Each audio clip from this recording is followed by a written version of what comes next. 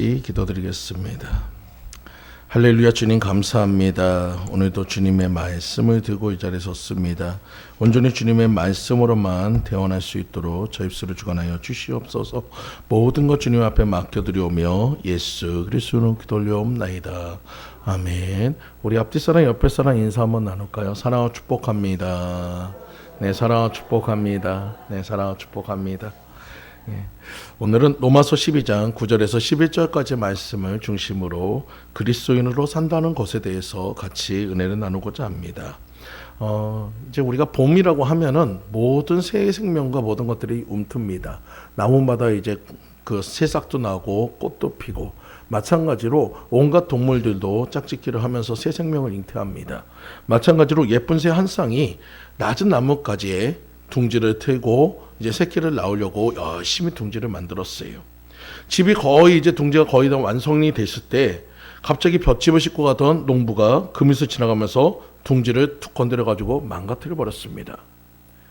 그렇지만 이 새들은 거기서 포기하지 않고 다시 또 열심히 그 다음날 또 열심히 둥지를 지었어요.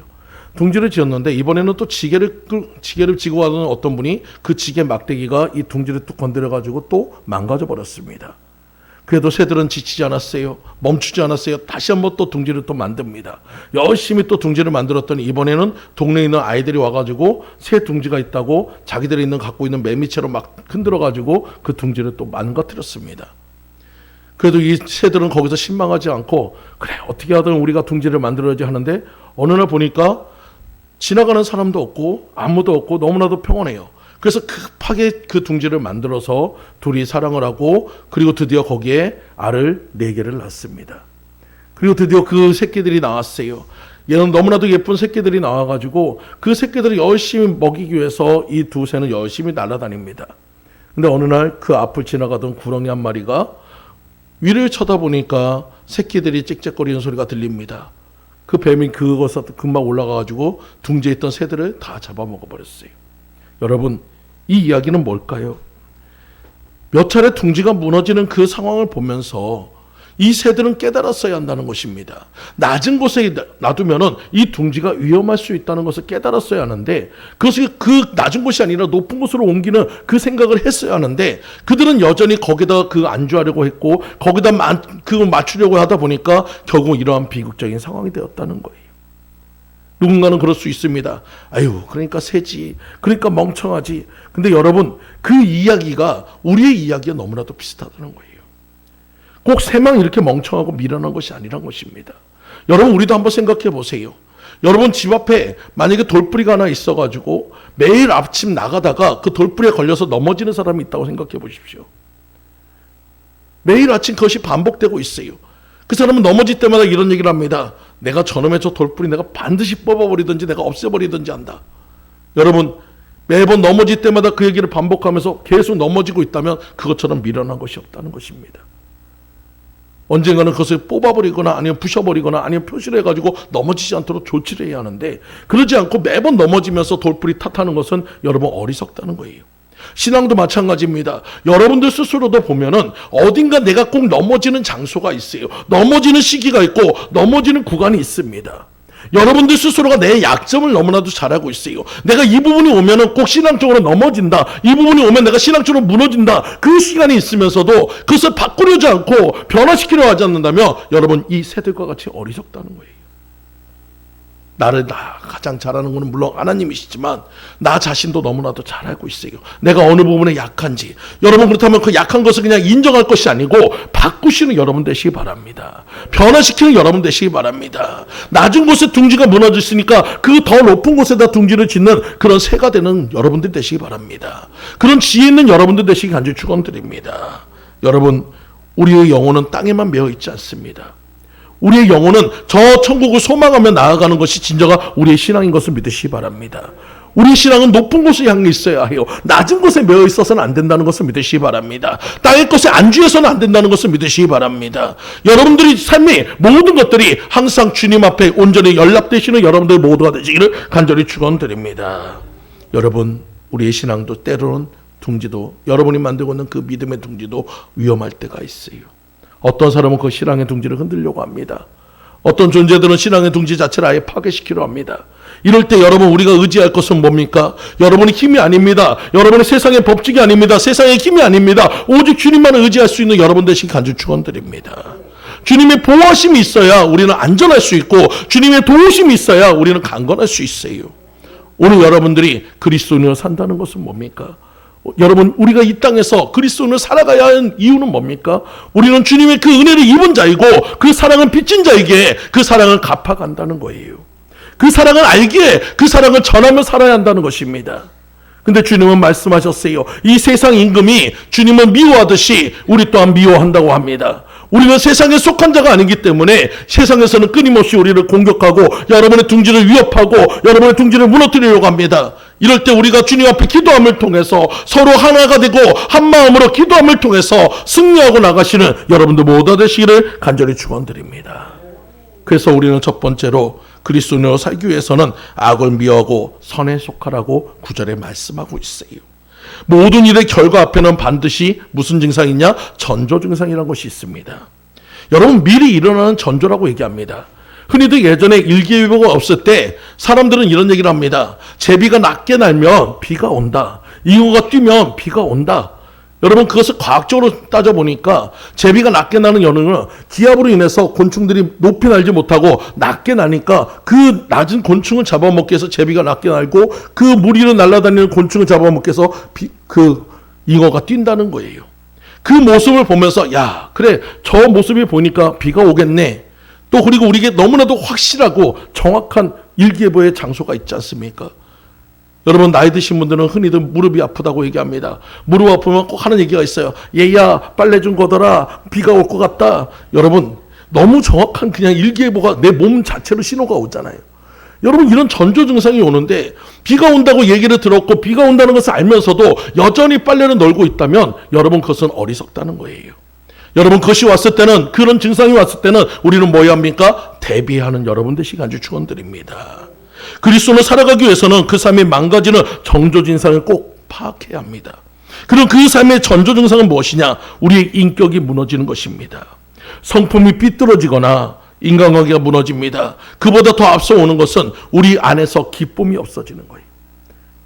항상 밝고 웃던 사람이 어느 순간 말이 없어집니다. 항상 해가지고 무엇인가를 열심히 하던 사람이 무엇인가를 낮춰집니다. 항상 즐겁게 모든 것을 행하던 사람이 어느 순간 모든 일이 즐거워지지 않습니다. 그렇다면 여러분 내가 지금 내 신앙에 지금 적신호가 오고 있다는 거예요. 내 신앙이 지금 무너져가고 있다는 거예요. 여러분 이럴 때 여러분이 할 것은 주님 앞에 나와서 다시 한번 힘을 얻는 여러분들 되시기 간절히 축원드립니다. 혼자가 힘들다면 여러분 우리는 공동체라고 그랬어요. 한 배를 타고 있다고 그랬어요. 옆에 사람한테 얘기하고 교회종한테 얘기해서 같이 기도함을 통해서 같이 힘을 얻고 같이 나아갈 수 있는 여러분들 모두 되시기를 간절히 축원드립니다. 여러분 우리가 이 전조 증상을 알지 못하면 결국 악한 것들에게 굴복하고 신앙에 좌초될 수밖에 없어요. 이런 전조 증상이 왔을 때 미리 대비하면서 잘 승리해 가시는 여러분들 모두 되시기를 간절히 축원드립니다. 근데 아까도 얘기했지만 세상은 악합니다. 여러분 세상의 임금이 악하기에 세상 자체가 악해요. 그래서 우리를 끊임없이 넘어뜨려가는 많은 유혹들이 있습니다.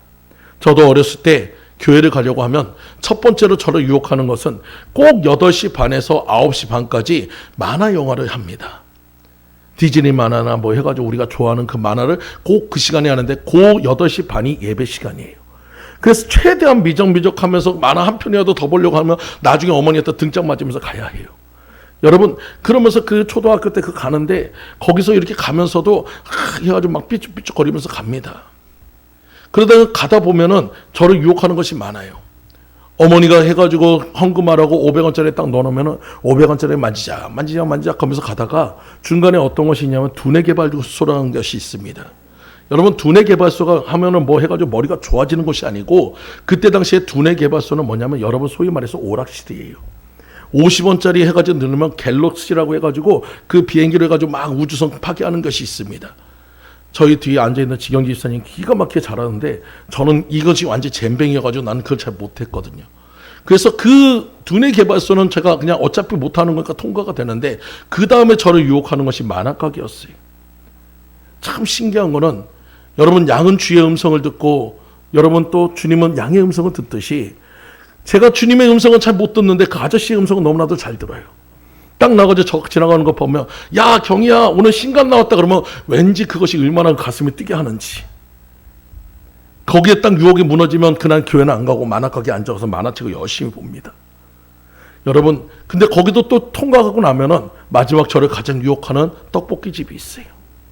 떡볶이 집에 그 냄새서부터 해가지고 그걸 보면은 그 떡볶이를 갖다 이걸 헌금으로 바꿀까 하다가 그래도 그것을 지나고 나면 그날은 은혜로운 예배가 됩니다.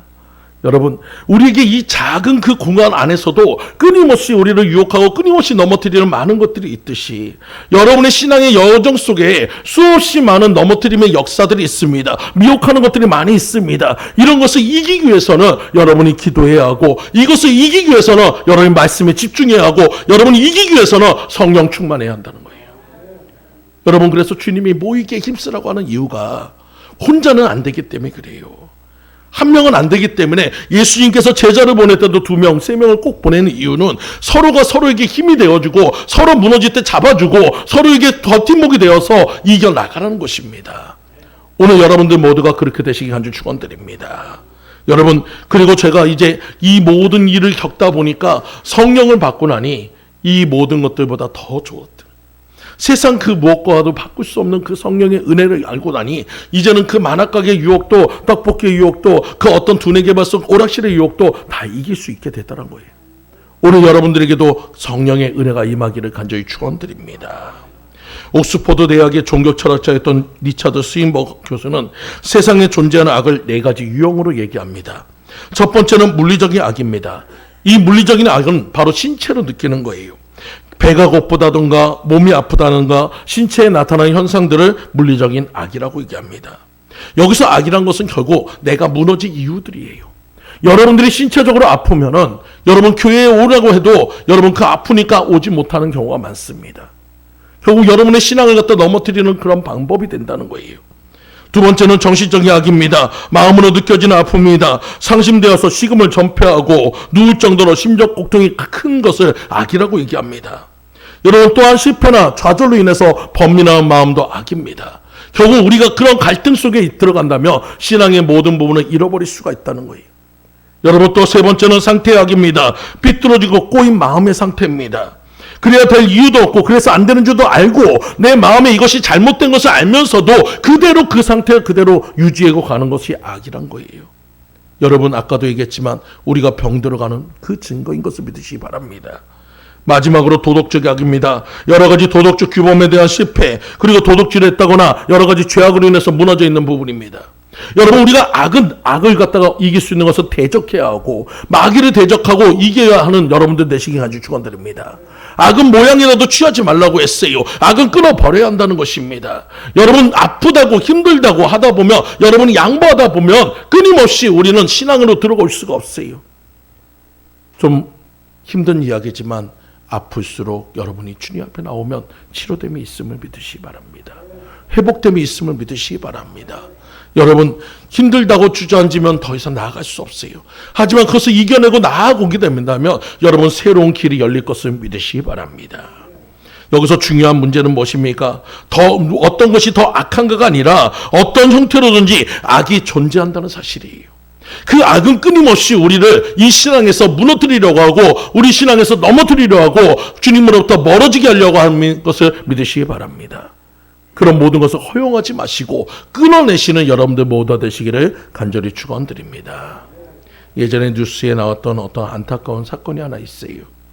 한 PC방에서 고등학교 때 있던 한 학생이 그만 거기서 죽음을 당했습니다. 죽음을 당했다고 하는 것보다 죽었다고 하는 것이 맞겠죠. 근데 그 아이의 사인이 뭐냐면 심장마비였지만 이 아이의 그 모든 심장마비가 일어났던 그 결과를 보니까 얘는 72시간 동안 거의 잠도 자지 않고 밥도 잘 먹지 않고 화장실도 잘 가지 않으면서 게임에 열중했다는 거예요. 거의 그냥 우리 건강한 사람들도 72시간 동안 3일 동안 잠을 못 자면 얼마나 힘든데 그냥 컴퓨터에다가 막 해가지고 올인하다 보니까 어느 순간 걔는 자기 스스로가 모르게 몸이 병이 들었고 심장마비로 인해서 죽음에 이르게 되었다는 거예요. 의사가 그런 부분에 대해서 한 가지 이렇게 연구 논문했는데 그 아이를 죽였던 원인은 바로 우리 몸에서 나오는 도파민이라는 얘기합니다. 여러분, 이 도파민이랑 그 호르몬은 어떻게 보면 우리에게 굉장히 좋은 것입니다. 여러분이 이 도파민이라는 이 요소가 나올 수 있는 가장 좋은 때는 언제냐면 여러분이 서로 사랑하고 열렬히 사랑할 때 이 도파민이 나옵니다. 그리고 도파민은 항상 내 마음을 기쁘게 하고 굉장히 흥분된 상태로 만들어요. 그래서 잠을 자지 않아도 흥분되고 여러분 먹지 않아도 기쁩니다. 여러분 사랑하면 여러분 아무리 힘든 과정이 있어도 힘들어도 여러분 웃을 수 있고 기쁘고 행복합니다. 그때 그 부작용적인 모습이 뭐냐면 눈에 콩깍지가 낍니다. 그래서 여러분 곰보도 해가지고 뭐라고 얘기합니까? 여러분 보조개로 보이고 아무리 못생긴 사람도 이뻐 보이고 여러분 나중에 그 콩깍지가 다 벗겨지는 도파민이 없어졌을 때 그때 가서 후회하지만 여러분 그 중간에는 그 나온 상태에서는 뭐든지 좋습니다. 그냥 서울에서 그 해가지고 부산까지 내려가가지고 연애를 해도 기쁘고 서울에서 서울 끝까지 데려다줘도 좋고 여러분 그 모든 것들이 다 도파민의 영향이에요. 마찬가지로 여러분 이 사랑하는 그것뿐만 아니라 내가 좋아하는 일을 할 때 내가 좋아하는 것을 할 때 여러분 흥분된 마음으로 오는 것이 도파민이에요.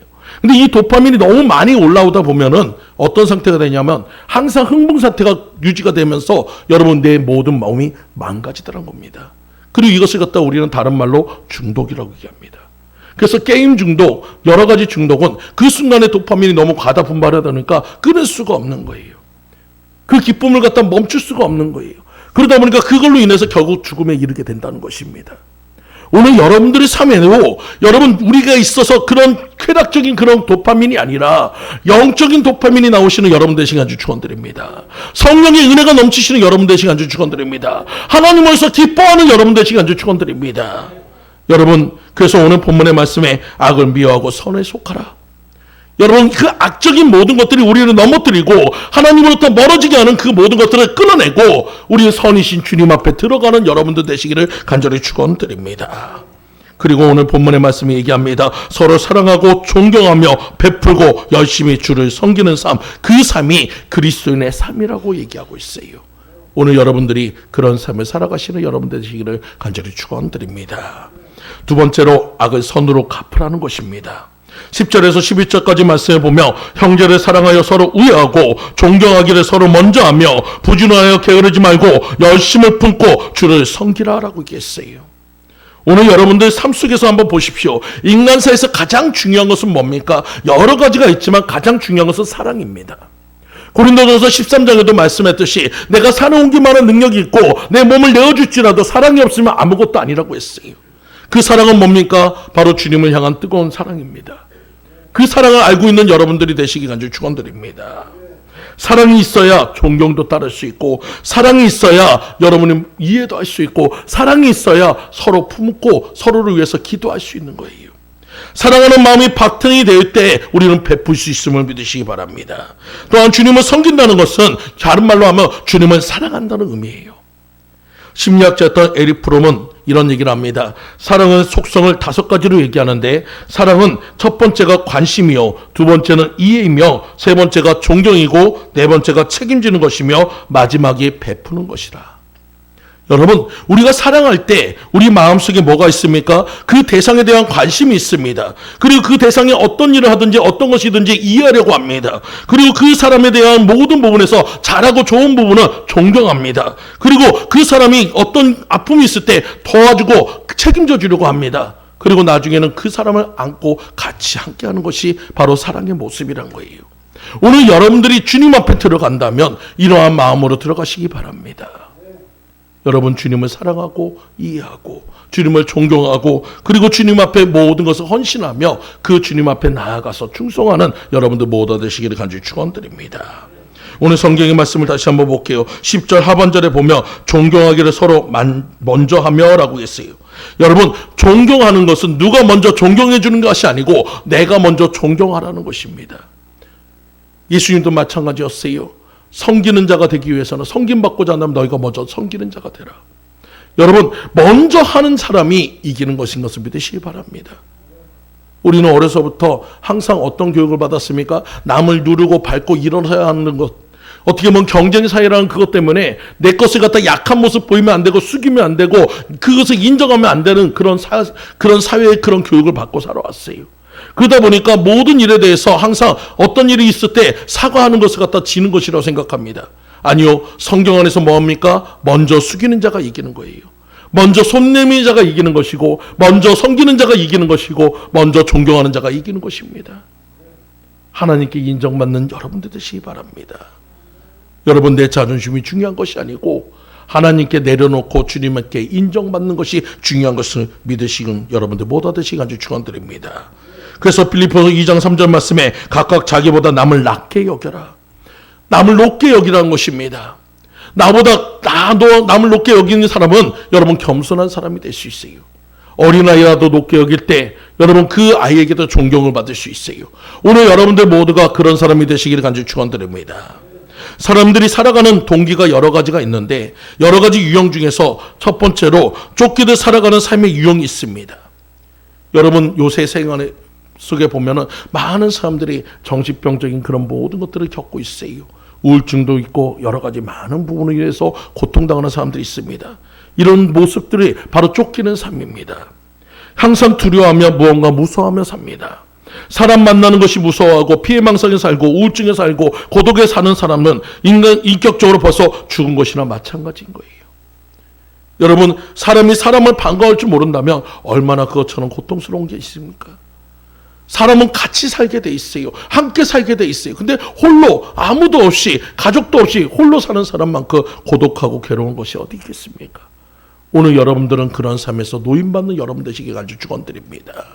오늘 주님께서는 여러분 서로 사랑하라 했습니다. 내 이웃을 내 몸같이 사랑하라 했습니다. 항상 모여라고 했습니다. 두세 사람이 있는 것에 주님이 함께 하신다고 했습니다. 그러므로 우리는 모이게 힘쓰는 여러분 되시기 바랍니다. 그리고 아픈 사람이 있다며 어려운 사람이 있다며 소외된 사람이 있다며 힘들어하는 사람이 있다며 먼저 다가가서 손 내밀 수 있는 여러분들 모두 되시기를 간절히 축원드립니다. 예전에 제가 동물원에 갔을 때 지금은 이제 그 유리관으로 다 막혀 있었지만 예전에는 좀 열려 있는 데가 많았어요. 어린이대 공원에 갔더니 그 동물들한테 이렇게 먹이를 주는 그것이 있습니다. 한 번은 원숭이 우리에 갔습니다. 원숭이 우리에 가니까 조그마한 그 해가지고 원숭이들이 있어요. 그래서 원숭이들한테 과자 같은 거 갖다 하나 주려고 이렇게 손을 딱 내밀고 있었더니 이 녀석이 와가지고 나는 참 좋은 마음으로 줬는데 앞에 와가지고 이렇게 하면서 째려봅니다. 왔다 갔다 하면서 째려보다가 갑자기 냅다 달려오더니 제 손에 탁 채가지고 가는 거예요. 근데 저 멀리 가가지고 숨어가지고 혹시 뺏길까봐 이렇게 쳐다보면서 몰래 먹는데 굉장히 기분이 되게 나빠요. 나는 좋은 마음으로 지한테 주려고 했는데 이 녀석은 내가 무슨 지 걸 뺏어 먹은 줄 알고 있어. 여러분, 근데 이런 모습이 바로 병들어 있는 모습이란 거예요. 사람과 사람과의 대화 속에서도 그래요. 누군가에게 선으로 갖다 다가가서 선을 베풀려고 하고 뭔가 도와주려고 하면 사람들이 어떻게 반응합니까? 고맙고 감사하다고 반응하는 사람도 있는 반면에 어떤 사람은 괜히 째려보면서 뭐 나한테 원하는 게 뭐 있어? 그러면서 걔로 따지는 사람도 있어요. 동정받기 싫다고 얘기합니다. 여러분, 그런 사람들이 마음에 이미 병이 들어있다는 거예요. 우리는 누군가에게 도움을 받고 살 수밖에 없는 존재예요. 누군가에게 은혜를 입고 살 수밖에 없는 존재예요. 그리고 또한 누군가에게 은혜를 주면서 살아가야 하는 존재예요. 여러분, 그런 사람이기 때문에 여러분들 모두가 그런 것을 인정하며 살아가시는 여러분들 모두 되시기를 간절히 축원드립니다. 예전에 제가 아는 목사님께서 이런 얘기를 하시더라고요. 목사님, 성도들이 힘들게 하면 어떻게 해요? 그래요. 글쎄요, 저는 그냥 뭐 기도하죠. 그냥 뭐 해가지고 돌이키면 좋죠. 저는 그렇게 안 해요. 그럼 어떻게 하시는데요? 만약에 성도가 힘들게 하잖아요. 그러면 그 사람을 갖다가 위에서 기도를 막 하고 그 다음에 그날 저녁에 전화를 한대요. 누구누구님 해가지고 좀 잠깐 볼 수 있냐. 그러니까 그분도 좀 이제 어색하잖아요. 서로 간에 이렇게 부딪혔던 부분이 있으니까 어색할 때 그렇게 얘기한대요. 나오시라고. 밥이나 한번 먹자고. 그리고 그 사람이 평상시에 좋아하던 것을 사준답니다. 예를 들어서 그분이 쇠고기를 좋아하면 쇠고기를 구워주면서 그분은 그래요. 여기서 제일 중요한 것은 내가 먹으면 안 돼요. 그분은 최대한 많이 먹여야 해요. 왜? 여러분, 먹을 때 사람들의 마음이 많이 풀어집니다. 먹을 때 배부르면 좀 여유가 생겨요. 그때 얘기하시래요. 그때 성도님 제가 죄송해요. 그때 제가 잘못했어요. 제가 좀 힘들게 하셔서 가지고 저도 모르게 감정이 나갔어요. 그러면 내가 먼저 손 내밀었을 때 성도들 대부분이 잘 받아주고 자기도 용서를 한다는 거예요. 그 얘기를 들으면 참 이분이 참 지혜롭다. 악을 선으로 갚는 거예요. 여러분, 저는 그렇게 여유가 없어가지고 그렇게 쇠고기는 못 사주지만 혹시라도 저한테 섭섭하신 분 있으면 얘기해 주시면 제가 밥은 꼭 사겠습니다. 여러분, 오늘 여러분들 마음속에도 마찬가지예요. 누군가 이것 때문에 아주 날카롭게 그거 세우고 야, 다음에 두고 보자, 내가 그 걸리기만 해봐라, 아주 그냥 내가 혼쭐을 내, 그런 마음으로 살지 마시고 먼저 다가가서 먼저 풀고 먼저 다가가서 사랑해 줄 수 있는 여러분들 모두 되시기 간절히 축원드립니다. 우리는 쫓기는 자가 아니에요. 여러분, 우리는 주님으로 인해서 넉넉한 자고 은혜로운 자고 행복한 자고 풍성한 자인 것을 믿으시기 바랍니다. 누군가에게 사랑을 베풀면서 감싸주며 은혜를 줄 수 있는 여러분들 모두 되시기를 간절히 축원드립니다. 두 번째로, 항상 보상적인 관계에 사는 사람이 있어요. 어떤 사람들은 되게 피곤합니다. 내가 하나를 줬으니까 당신이 하나를 줘야 하고, 내가 둘을 줬으면 둘을 받아야 하고, 여러분, 그런 관계 속에 살아가는 것처럼 얼마나 힘든 게 없습니까? 여러분, 계산하며 사는 것처럼 얼마나 복잡한 게 어디 있겠어요? 예전에 어떤 사람이 하나님께 기도를 했습니다. 하나님, 천국의 아스팔트는 황금이라고 하는데 저에게 거기에 1000분의 1만큼 조금만 저에게 금덩어리 하나만 내려주세요. 매일같이 그렇게 기도했습니다. 기도했는데 하나님의 응답이 없어요. 그러니까 막 나중에는 짜증을 내면서 하나님, 아스팔트가 뭐 대단하다고 그 돌멩이 하나도 못 내려주냐고 막 타지니까 하나님이 응답을 주셨어요. 그래, 알았다. 내가 그 아스팔트 돌덩이 하나 내가 너에게 줄게. 그러니 너는 딱 하루만 기다려라. 이 성도가 너무나도 좋아가지고 할렐루야 했는데 그 다음에 하나님 얘기합니다. 너 근데 하루가 1000년인 건 알지? 여러분, 우리 하나님의 입장에서는 그 아스팔트 하나가 아까운 게 아니에요. 우리에게 있어서 중요한 것은 뭡니까? 하나님을 갖다가 온전히 믿고 따라가는 것입니다. 하나님 앞에 여러분 계산적으로 가는 게 아니에요. 여러분, 우리가 어려서부터 우리가 들었던 거 있잖아요. 하나님께 드리면은 몇 배요? 30배, 60배, 100배.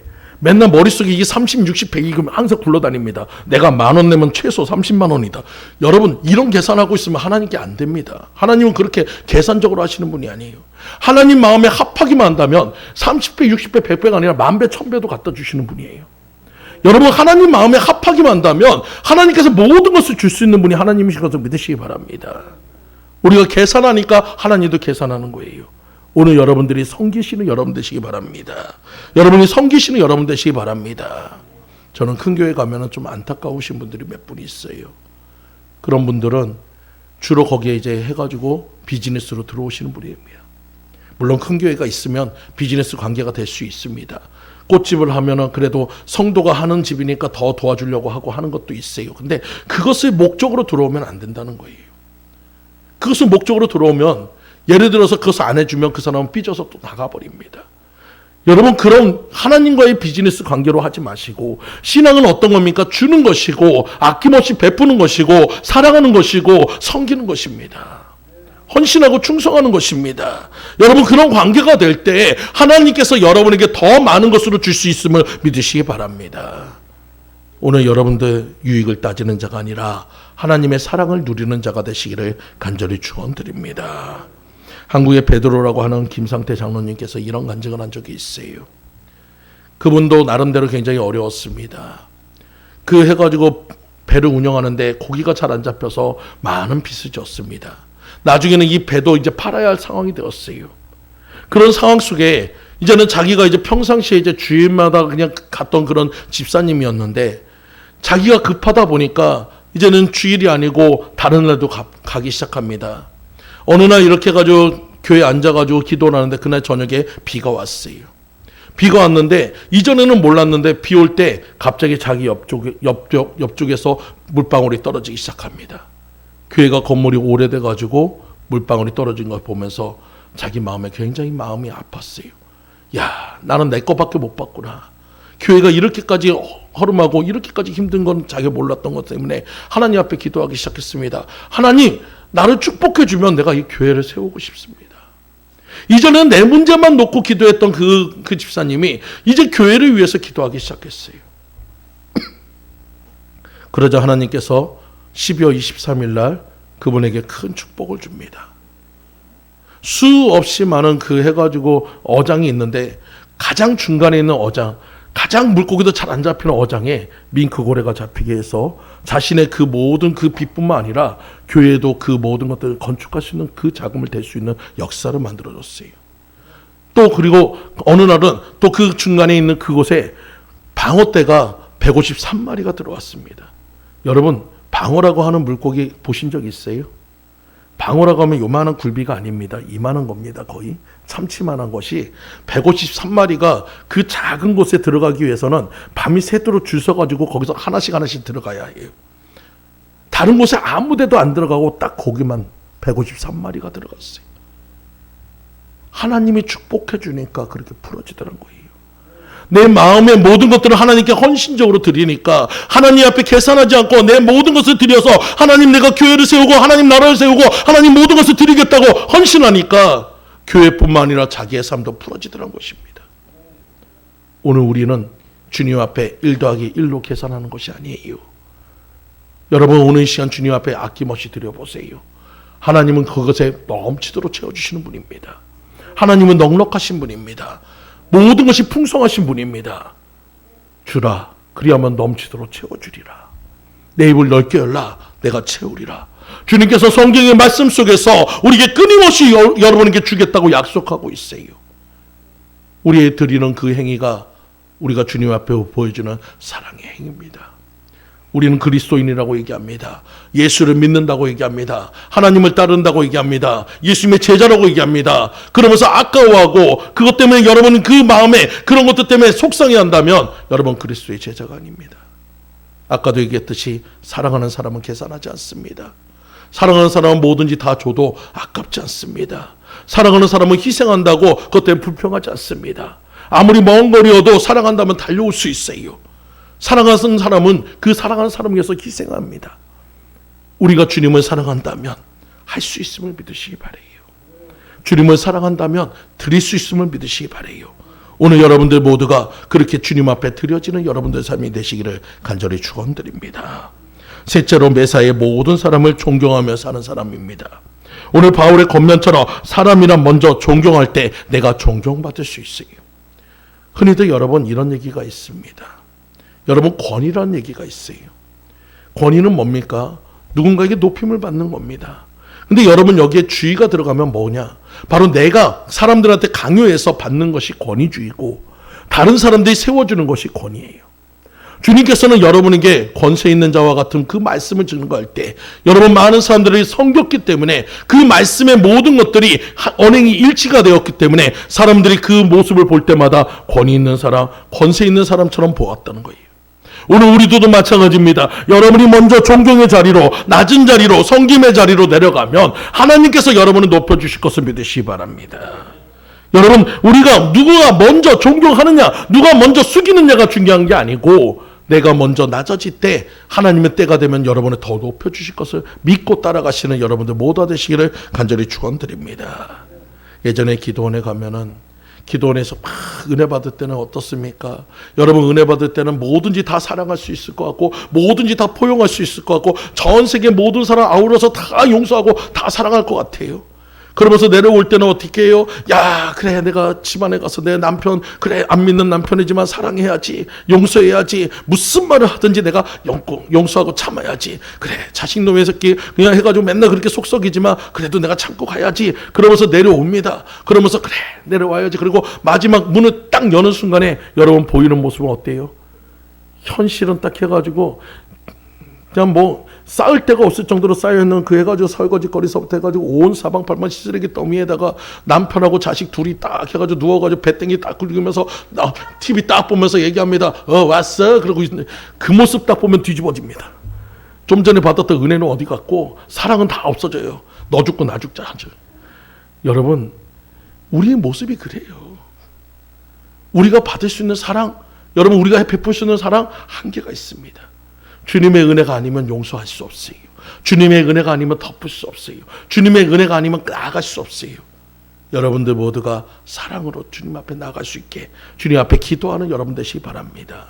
존경하는 것도 마찬가지고 믿음의 모든 것도 그렇고 사랑의 모든 것도 그렇습니다. 주님의 은혜가 아니면 사랑할 수 없어요. 오늘 이 시간 여러분 나의 부족함을 보지 마시고 주님 내가 연약하기에 주님이 필요하오니 내게 사랑을 주시고 은혜를 주시고 덮을 수 있는 마음을 달라고 기도하시는 여러분들 모두 되시기를 간절히 축원드립니다. 여러분 우리의 아픔의 근원은 어디에 있는가를 잘 생각해 보면 여러분 항상 제가 얘기하지만 모든 문제의 해답은 어디에 있습니까? 밖에 있지 않아요. 내 안에 있어요. 저 사람이 문제가 아니고 이 환경이 문제가 아니고 바로 변하지 않는 나의 모습 속에서 있습니다. 나를 바꾸면 되는 거예요. 내 생각을 바꾸면 되고 내 언어를 바꾸면 되고 내가 용서하면 되고 내가 먼저 다가가면 되고 내가 먼저 헌신하면 되고 내가 먼저 충성하면 돼요. 하지만 내가 하는 것이 불편하다고 내가 하는 것이 내가 하기 싫다고 여러분 안 하게 되니까 자꾸 그것을 다른 사람에게 시키려고 하니까 다른 사람에게 전가시키려고 하니까 문제가 생기는 겁니다. 오늘 이 시간 여러분들이 먼저 주님 앞에 기도하는 여러분 되시길 아주 축원드립니다. 지금이야 그런 분들이 없지만 예전에는 예수 믿는다고 참 맞는 분들이 참 많았어요. 어렵고 힘든 분들이 참 많았어요. 그중에 한 권사님이 계셨습니다. 교회만 다녀오면은 이 남편이 맨날 술 먹고 와서 때립니다. 그래도 그 남편이 내 남편이니까 하나님이 그래도 그 남편을 사랑하라 했으니까 그 남편을 위해서 날마다 기도합니다. 하루는 겨울에 새벽에 눈이 오는데 이 남편이 여지없이 그냥 술 먹고 들어와서 자고 있는 모습을 보다가 그래 내가 이 영혼을 위해서 기도해야지 그러고 나왔는데 가가지고 새벽 기도를 열심히 하고 있는데 남편이 씩씩대면서 옵니다. 그때 올 때 이 아내분이 어떻게 왔냐면 딱 나오는데 눈을 막고 있는 신발을 딱 보자마자 그래 일단 이 신발이라도 좀 가져가자. 그래가지고 남편의 그 신발을 가지고 와가지고 새벽 기도 뒤에서 그 신발을 가슴에 품고 주님 앞에 기도했습니다. 하나님 내 남편 내 사랑하는 남편 신발이 먼저 왔습니다. 이 육신도 오게 해주세요. 눈물로 그를 위해서 기도하는데 이 남편은 자기가 딱 나와 보니까 이 여자가 또 교회를 갔고 교회 간 것뿐만 아니라 자기 쫓아올까 봐 신발을 갖까지 다 했다고 맨발로 해가지고 거기서 쫓아온 거예요. 근데 막상 들어와서 보니까 그 아내가 자기의 신발을 품에 안고 그런 기도를 드리고 있는 모습을 보면서 그 마음이 녹아졌다는 것입니다. 오늘 여러분들에게도 그런 은혜가 있기를 간절히 축원드립니다. 먼저 사랑하면 그 사랑으로 녹아집니다. 누군가가 먼저 해주겠지가 아니고 누군가가 나를 사랑해 주겠지가 아니고 누군가 먼저 존경해 주겠지 않고 내가 먼저 사랑하고 내가 먼저 존경하고 내가 먼저 섬길 수 있는 여러분 되시기 바랍니다.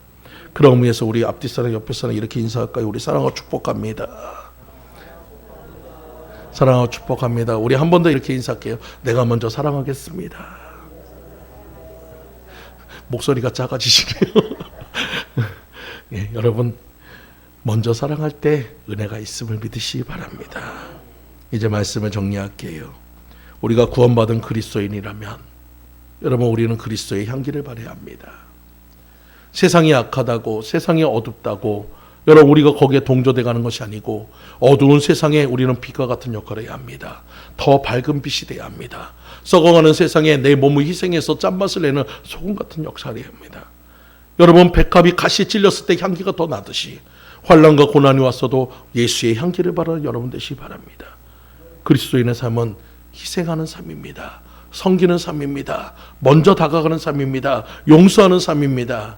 여러분들 모두가 악을 악으로 갚지 않고 선으로 갚으시며 어떠한 악에도 동조하지 않고 우리의 선을 지켜갈 때 하나님이 인정하시고 하나님이 세우시는 아름다운 여러분들의 모습이 될 것을 믿고 따라가시는 여러분들 모두 되시기를 간절히 축원드립니다. 다 같이 기도드립니다. 할렐루야. 주님 감사합니다. 오늘 그리스도인으로 산다는 것에 대해서 우리는 살펴보았습니다. 예수의 향기 바라며 예수를 따라가며 예수를 증거하는 삶으로 살아가는 우리들 모두가 되게 도와주시옵소서. 그러기 위해서 악을 선으로 갖고 아버지 주님 악을 모든 것을 끊고 선한 가운데 설 수 있는 우리들 되게 도와주시며 먼저 사랑하고 먼저 존경하며 먼저 이해하고 먼저 품을 수 있는 저희들 모두가 되도록 인도하여 주시옵소서. 모든 것 주님 앞에 맡겨드리오며 예수 그리스도 이름으로 기도 올리옵나이다. 아멘. 이 시간에 찬송 드리시면서